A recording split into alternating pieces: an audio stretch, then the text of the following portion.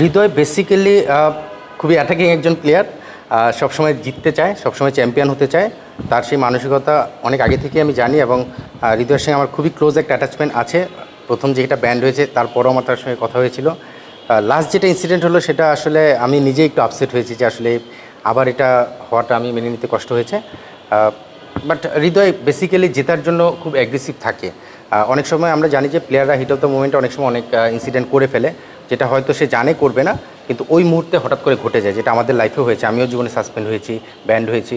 So এটা heat of the মোমেন্টে হয়ে যায়, যার যার জীবনে ঘটেছে সে সেটা রিয়েলাইজ করতে পারে। আপনি দেখবেন অনেক প্লেয়ারের ক্ষেত্রে এই ধরনের ইনসিডেন্ট হয়েছে, অনেক বড় প্লেয়ারের ক্ষেত্রে। সো হৃদয় হয়তোবা সেই সময়টা টেম্পারটা লুজ না করলে ভালো হতো, যেটা তার কেরিয়ারের জন্য খুব ইম্পর্টেন্ট ছিল। কারণ আমরা জানি যে আপনারাই আলোচনায় এনেছেন একটা সময় যে হৃদয় হয়তো ক্যাপ্টেন্সির দৌড়ে রয়েছে বাংলাদেশ দলের। সো নিশ্চিতভাবেই মোহামেডান ক্যাপ্টেন হয়ে সে খেলছিল, যদি মোহামেডান চ্যাম্পিয়ন হতো তার হাতে ট্রফিটা যেত, সেটা তার একটা অ্যাচিভমেন্ট হতে পারতো। আমি সেই অ্যাঙ্গেল থেকেও তাকে বোঝানোর চেষ্টা করেছিলাম। বাট যাই হয়েছে আসলে হিট অফ দ্য মোমেন্টে হয়ে গিয়েছে। তবে নিশ্চিতভাবেই এটা কোনোভাবেই কাম্য না এটা হওয়াটা। বাট যেটা হয়ে গেছে হয়ে গেছে, আমি শিওর যে এটা থেকে শিক্ষা নেওয়ার চেষ্টা করবে শুধু হৃদয় না, আমাদের প্রতিটা প্লেয়ারই। ওয়ালটন আবারও মিলিয়নিয়ার অফারে ওয়ালটন ফ্রিজ কিনে আপনিও হয়ে যেতে পারেন মিলিয়নিয়ার। অনেস্টলি যদি আমাকে জিজ্ঞেস করেন, হৃদয়ের আউটটা আমি আসলে ওইভাবে দেখা হয়নি। পরে আমি আর রিপ্লেও দেখিনি। আমি আসলে তখন আমার বিকেএসপি খেলা শেষ করে বাসে আসছিলাম, তখন আমি শুনলাম যে হৃদয় একটা আউট নিয়ে কিছু শো করেছে বা কিছু। আমি আসলে ভিডিওটা দেখিনি, এই জন্য আমি খুব একটা কমেন্টস করতে পারছি না। বাট নিশ্চিতভাবেই ম্যাচ রেফারি আম্পায়ার তারা তাদের জায়গায় তাদের ডিউটিটাই করছে।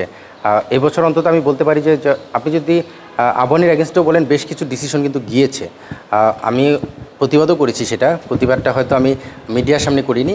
যেটা প্রসেস, যেটা আম্পায়ার ডিপার্টমেন্টে লিখিত জানাতে হয়, যেটা কোচ রিপোর্টের মাধ্যমে, পাশাপাশি ম্যাচ রেফারিকে ম্যাচ চলাকালীন সময় সেটাও আমি করেছি। কিন্তু তারা চেষ্টা করছে, আমি বলবো যে আম্পায়ার এবং ম্যাচ রেফারিরা তাদের জায়গা থেকে তাদের অনেস্ট ডিসিশনগুলো দেওয়ার চেষ্টা করছে। ভুল হচ্ছে।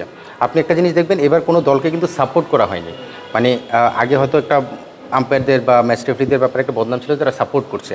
এবার আপনি দেখবেন অনেকেই যারা ভুল করছে তারা সেটাকে ভুল হিসেবেই দেখছে, তারা কিন্তু ইচ্ছাকৃত করছে না। অন্তত এইটুকু আমি ইনশিওর করতে পারি যে আম্পায়াররা ভুল করছে, তাদের ভুল করার যে বিষয়টা সেটা তাদের কোয়ালিটি নিয়ে আপনি কথা বলতে পারেন। এখন আমাদের অপশন কী আছে, আম্পায়ারদের যে পুলটা আপনি যদি দেখেন, আমি এটা নিয়ে কথা বলেছি আম্পায়ার ডিপার্টমেন্টের সঙ্গে, যারা এই পজিশনে রয়েছেন তাদের সঙ্গে কথা হয়েছে। আসলে পুলটাও খুব বড় না, স্বাভাবিকভাবে অনেকগুলো খেলা চলছে, অনেক ম্যাচ চলছে। সেই জায়গা থেকে আম্পায়ার ম্যাচ রেফারি তারা কারো উপর রাগ ক্ষোভ ঝাড়ছে সেটা আমি বলবো না। তারা তাদের জায়গা থেকে বেস্ট করার চেষ্টা করছে। বেস্ট করতে যে অনেক সময় তো অনেকের ভুল হয়েই থাকে। এটা সম্পূর্ণ আসলে আপনি সৈকত ভাইয়ের কথাই বলছেন মনে হয়।